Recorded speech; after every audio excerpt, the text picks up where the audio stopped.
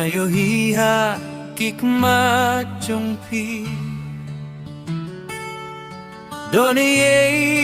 ba pi buri Wat buhri ya kajing sengil jong pi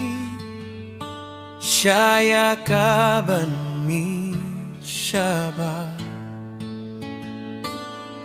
Man ba pi wana chan jong nga Ngas ngavya kajing ngartatian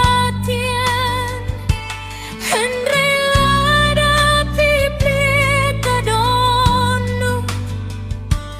Ngadon hangne wat septien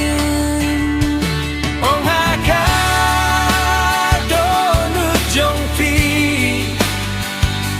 Shaya kajing singel ban pa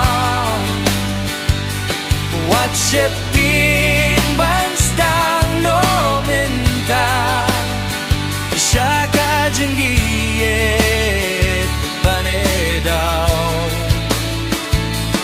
Ong haka donu jong pi Wat buhi ay shu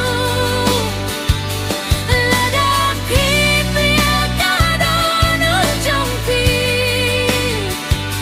Ngadon rengkat bat firu Lada pi wadia kadak Ngai hapi mintahi Fiem don kan ban long marwe Ke